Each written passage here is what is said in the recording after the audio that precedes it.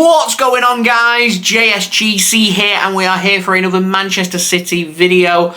Today we're going to be following on from my daily transfer update. It's relentless out there. There's so much news. There's so much to digest. So we're going to be cracking on with another transfer video to talk about with Manchester City. So if you are new around here, please do subscribe. Now less than 600 subscribers away from 32,000 subscribers. My aim to hit that by transfer deadline day.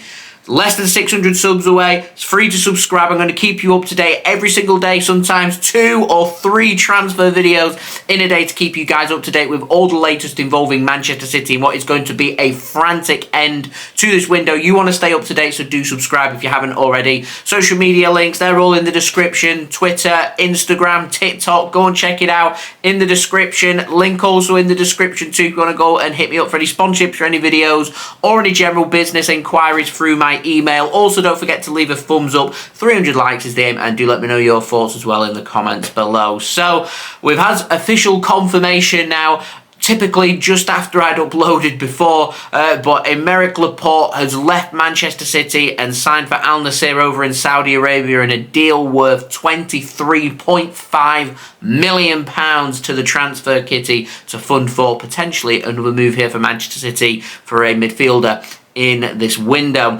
Aymeric Laporte, though, has been there, done that, worn the t-shirt. He's won literally everything with Manchester City. The only thing missing off his resume is him lifting the Club World Cup, which he's not stayed long enough at Manchester City to make that happen. But with everything else, he's been there and done that and really helped Manchester City to be the Goliath that they are in world football right now. One of the best teams in the world, the best team in Europe, the best team in England.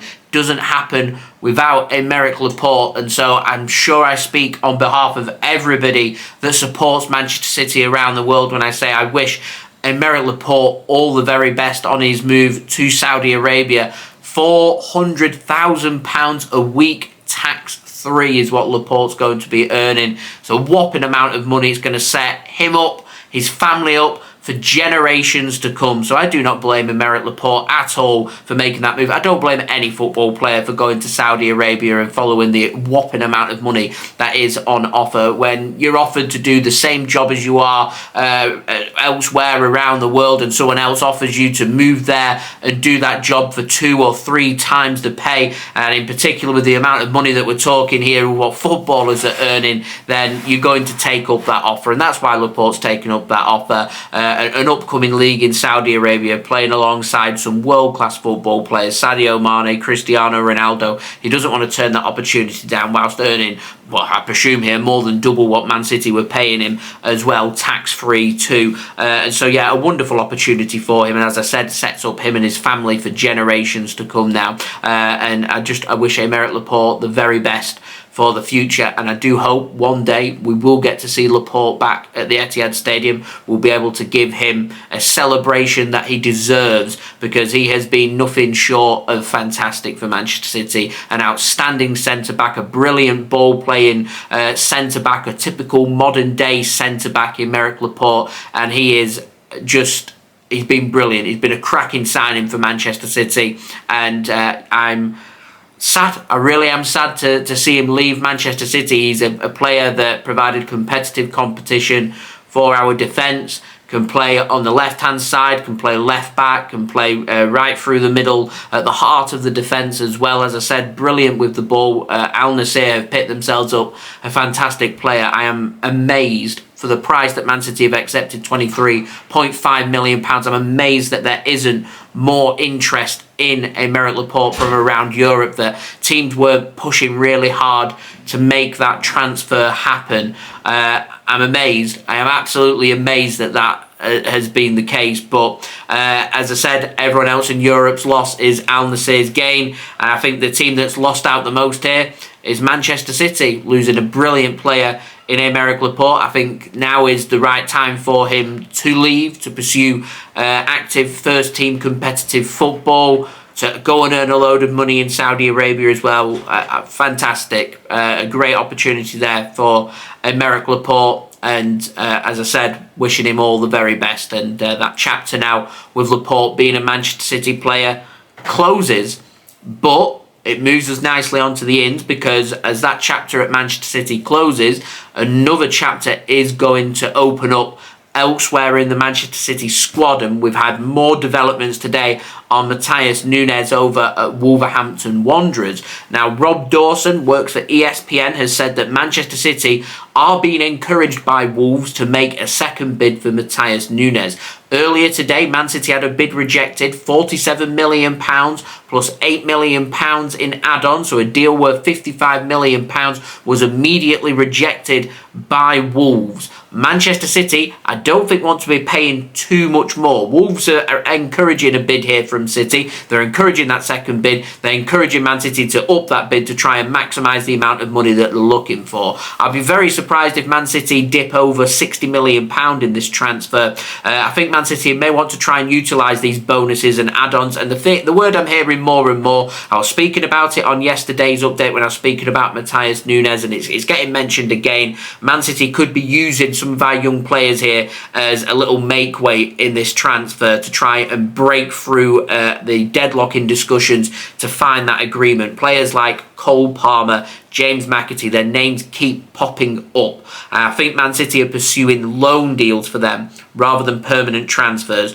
We know City have already turned down a bid of over £30 million this summer for McAtee. I don't think Wolves will want to spend such a large amount of money that they'd get from Matheus Nunes to sign James McAtee, but I think they might be keen to get him on loan, and beating several Premier League and European clubs to his signature to get him on loan could be something that encourages Wolverhampton Wanderers to do business here for Matheus Nunes. And I think if Man City end up offering a little sweetener and saying you can have James McAtee on loan, and if they're willing to spend some money, they potentially could have McAtee permanently and Cole Palmer on loan, or Cole Palmer permanently and McAtee on loan. They can't take both players as per the Premier League regulations, so both players can't be done. It will be a case of one or the other, but Wolves may be given the option here to sign potentially one of them players permanently and take one of them on loan. That could enter the discussions potentially between Man City and Wolves. I think what's more than likely going to happen here is Man City may go in with an extra £5 million,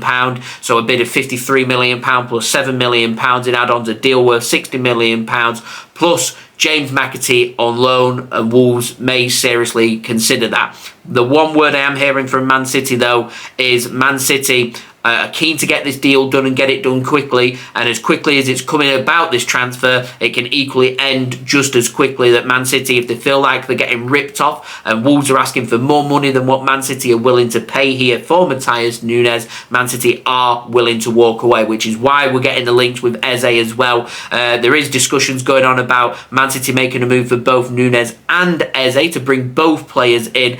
I think dealing this late in the window, I think it'd be probably an option of Nunes or Eze, and I think Man City are just going to use the quotes here and potentially just start to, I won't be surprised to hear in the next 24-48 hours Man City bidding for Eze or finding an agreement with Eze that puts us in a position where if Wolves don't accept our next offer, we can say actually Crystal Palace are willing to accept our offer for Eze, we're going to walk away, which again could be used as a negotiation tactic. It could also be legit for Man City and what they're looking for. One thing I am pretty confident on is I reckon Nunes or Eze will be a Manchester City player by the end of this window. However, I was equally as confident that we was going to sign Lucas Paqueta from West Ham, and we all saw how that one materialised.